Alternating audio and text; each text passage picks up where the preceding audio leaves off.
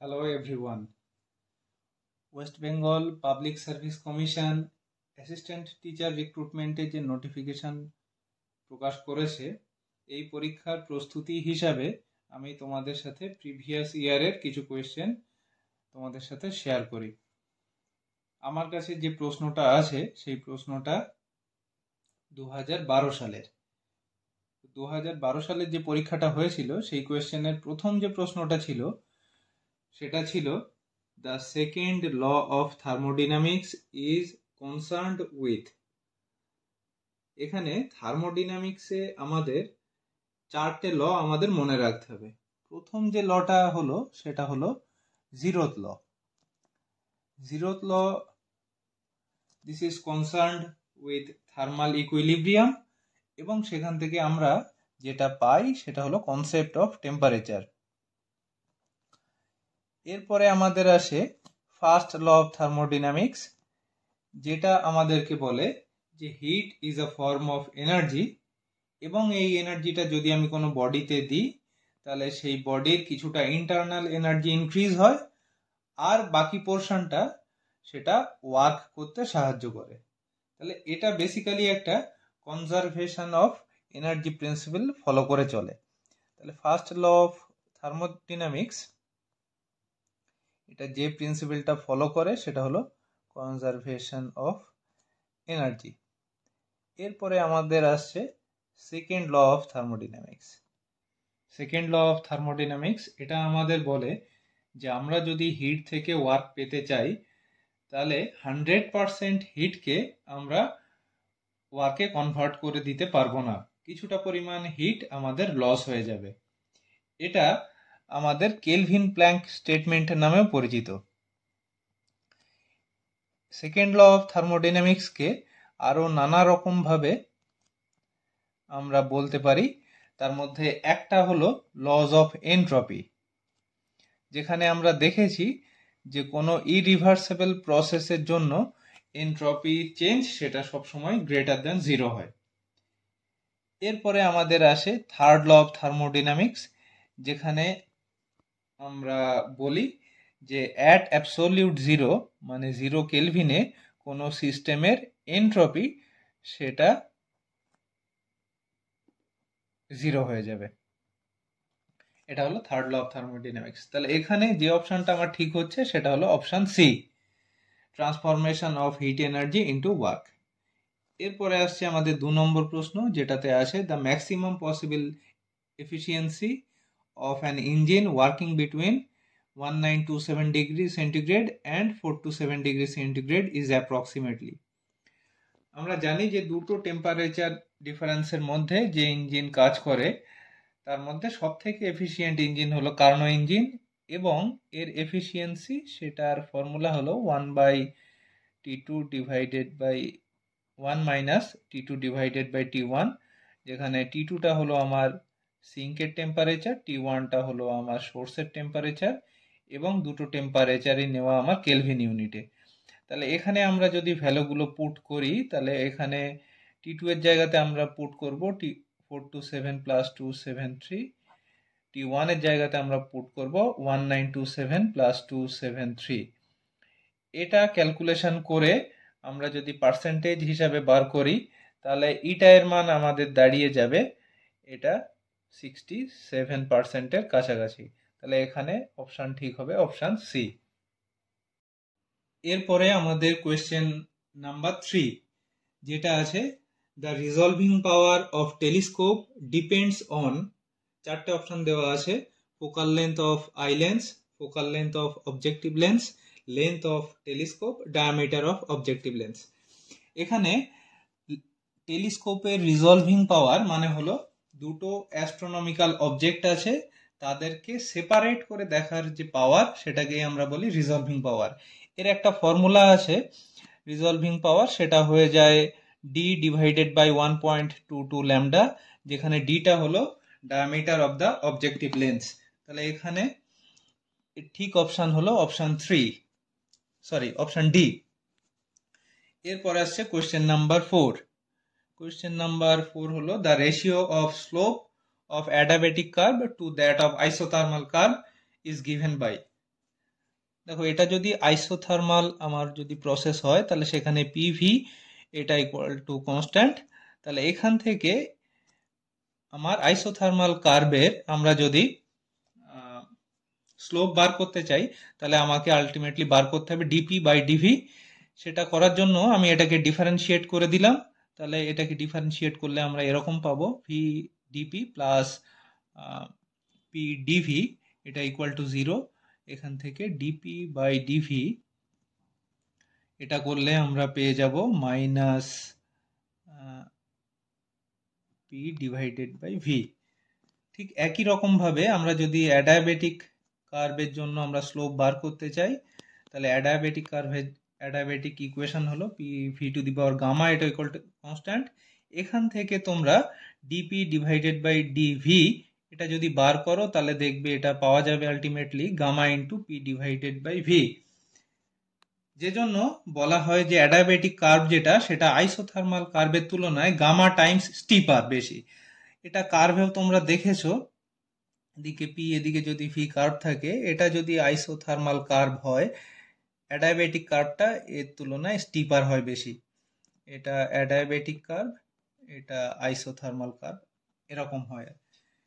তাহলে এখানে adiabatic curve two isothermal কার্ভের রেশিও চেয়েছে, তাহলে এটা অপশান হবে গামা, অপশান এ এটা হবে রাইট উত্তর।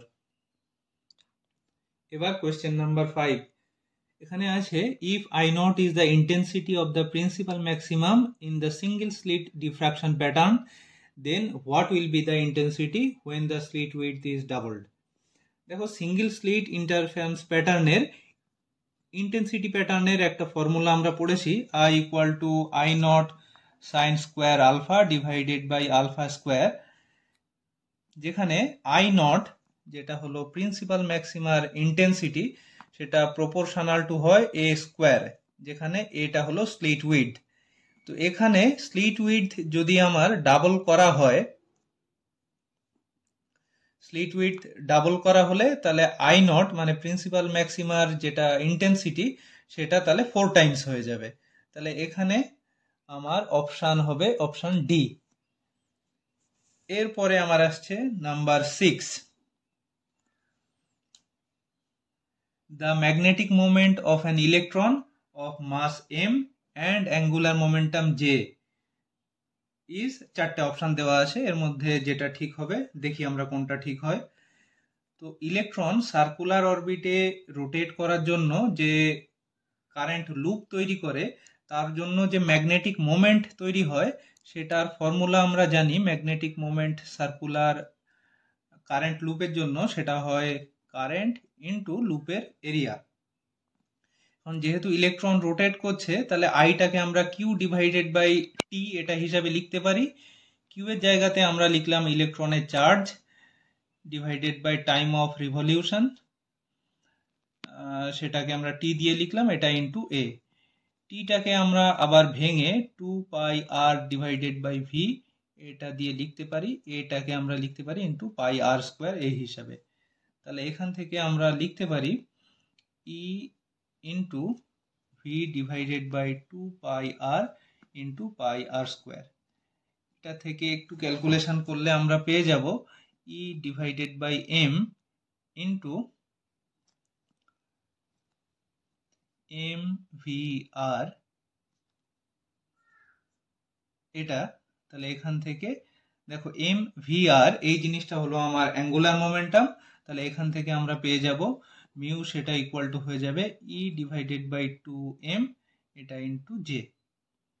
তাহলে এখানে আমার অপশান হয়ে যাবে অপশান ডি।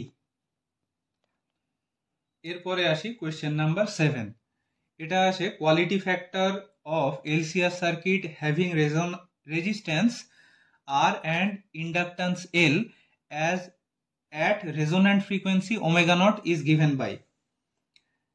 দেখো এলসিআর সার্কিটের কোয়ালিটি ফ্যাক্টর মানে হলো যে এটা রেজোন্যান্স ফ্রিকোয়েন্সি থেকে আমরা যদি তার ফ্রিকোয়েন্সিটাকে কিছুটা শিফট করাই তাহলে কত তাড়াতাড়ি তার কারেন্টটা ম্যাক্সিমাম ভ্যালু থেকে ফল করে যাচ্ছে সেটার একটা মেজারমেন্ট হলো কোয়ালিটি ফ্যাক্টর।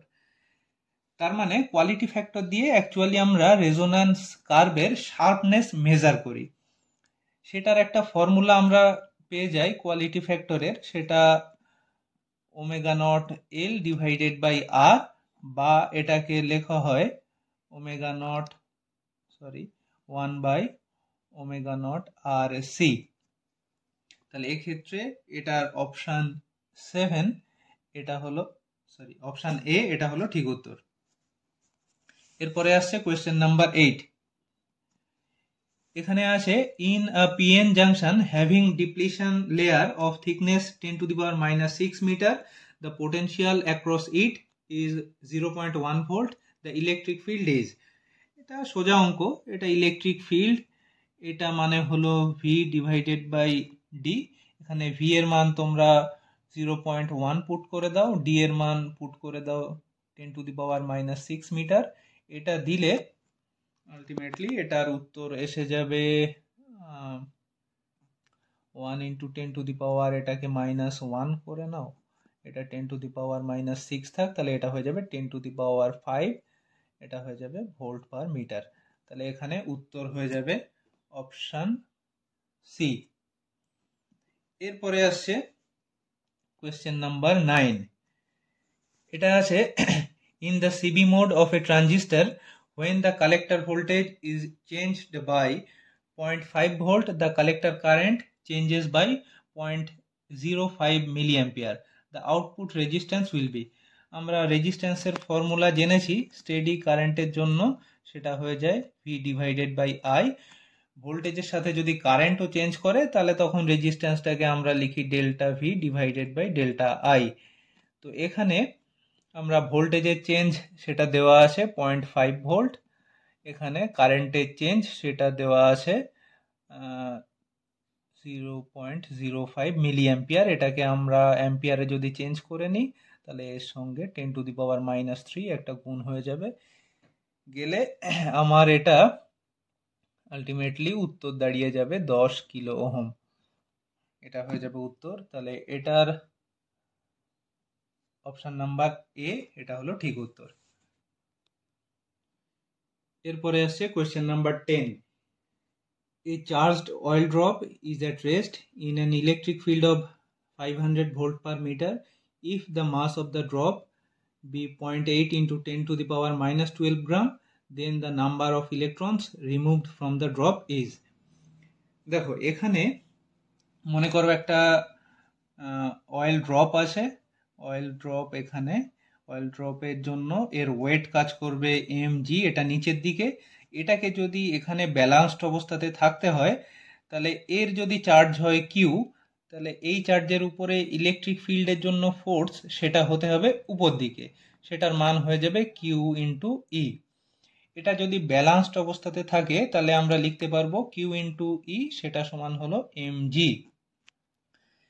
এখন যদি এই ড্রপটা থেকে n numbers of electron remove করে দেওয়া হয় তাহলে কিউ এটা ইকুয়াল টু হয়ে যাবে n ইন্টু ইলেকট্রনের চার্জ। তাহলে তখন এই সমীকরণটাকে আমরা লিখতে পারবো n ইন্টু ই ইন্টু ক্যাপিটাল ই, এটা ইকুয়াল টু হয়ে যাবে m ইন্টু জি। এখান থেকে নাম্বারস অফ ইলেকট্রন সেটা আমরা পেয়ে যাব mg divided by E into E. এই ভ্যালুগুলো তোমরা যদি পুট করো তাহলে আলটিমেটলি এখানে উত্তর পেয়ে যাবে তোমরা 100, যেটা আছে অপশান সি। এই উত্তরটা হবে ঠিক।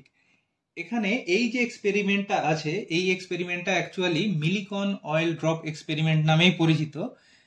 যে পরীক্ষাটা মিলিকন করেছিলেন ইলেকট্রনের স্পেসিফিক যে চার্জ আছে সেটা নির্ণয় করার জন্য, এবং এটা সাকসেসফুলি কমপ্লিট করার জন্য ইনি নোবেল প্রাইজও পেয়েছিলেন। এরপরে আমরা আসি নাম্বার 11 কোয়েশ্চেন, সেটা হলো according to Moseley law the frequency of characteristics X ray is related to atomic number of target element as. এটা আমরা মোজলে ল থেকে আমরা ক্যারেক্টারিস্টিক্স যে এক্স রে তার ফ্রিকোয়েন্সি এবং অ্যাটমিক নাম্বার তার একটা সম্পর্ক পাই, সেটা হলো a into Z minus B, যেখানে জেডটা হলো এর অ্যাটমিক নাম্বার। তাহলে নিউ এখানে ফ্রিকোয়েন্সি সেটা প্রপোর্শনাল টু হয়ে যাবে ইউ প্রপোর্শনাল টু হয়ে গেল জেড স্কোয়ার। এবার আসি 12 নম্বর প্রশ্নে। এটা আছে which of the following transitions in hydrogen atom emit photons of highest frequency. এখানে ফোটনটা এমিট হবে, তার মানে ইলেকট্রন যেটা থাকবে সেটাকে হায়ার এনার্জি স্টেট থেকে লোয়ার এনার্জি স্টেটে জাম্প করতে হবে, যেটা একমাত্র পসিবল অপশন সি এবং ডি এর মধ্যে। তাহলে এই দুটোর মধ্যে কোনটা ঠিক উত্তর হবে সেটা দেখার জন্য আমরা ফর্মুলা অ্যাপ্লাই করব 1 বাই ল্যামডা, সেটা equal to R H into 1 by N one square minus 1 by N two square. এখন 622 এই এনার্জি স্টেটে জাম্প করার জন্য এটা হয়ে যাবে 1 বাই ল্যামডা 1, এটা সমান হবে R H into 1 by 2 square minus 1 by 6 square. এটা করলে এটা হবে R H into 1 by 4 minus 1 by 36।